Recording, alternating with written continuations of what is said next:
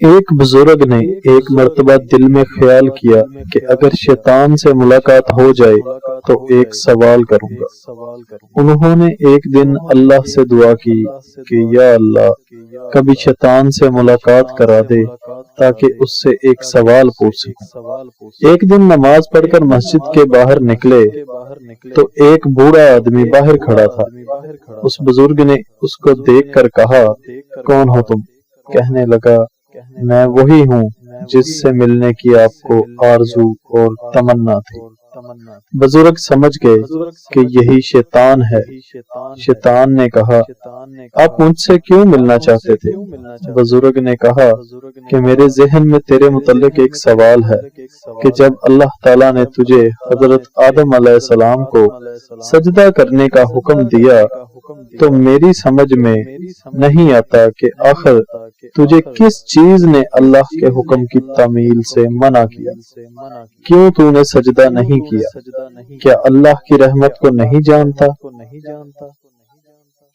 تجھے اللہ کی مغفرت حاصل تھی، اللہ کی عظمتوں اور جلالتوں سے تو واقف تھا۔ اس قدر اللہ کی قربت رکھنے کے باوجود جب اللہ نے تجھے حکم دیا کہ آدم کو سجدہ کر، تو نے آخر کیوں سجدہ نہیں کیا؟ اس پر شیطان کے جواب نے کچھ دیر کے لیے بزرگ کے ہوش اڑا دیے۔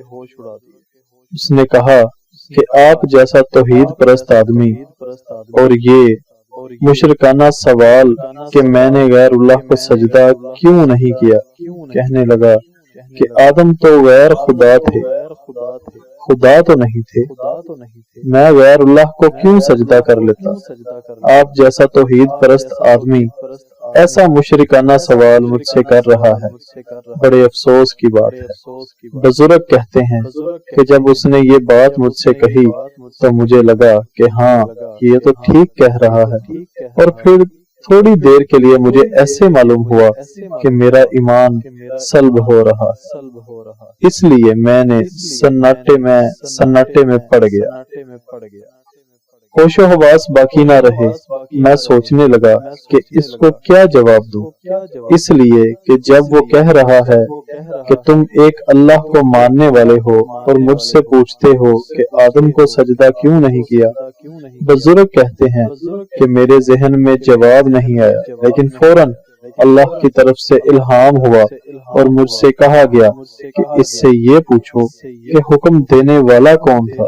حکم دینے والا جب خود کہہ رہا ہے کہ فلاں چیز کو سجدہ کرو تو توحید اسی کا نام ہے کہ اس کی بات کو مان لیا جائے۔ وہ بزرگ کہتے ہیں کہ اس الہام کے بعد میرا ایمان برقرار ہوا، ورنہ تو مجھے ایسے معلوم ہوا کہ میرے ایمان میں تزلزل پیدا ہو گیا ہے۔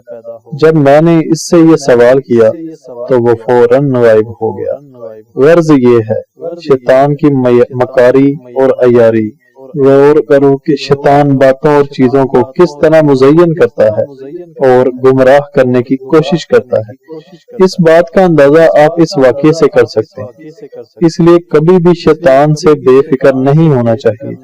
اس کی عیاری اور مکاری سے بسا اوقات انسان بے ایمان بھی ہو جاتا ہے اور اسے خبر بھی نہیں رہتی کہ میں بے ایمان ہو گیا ہوں۔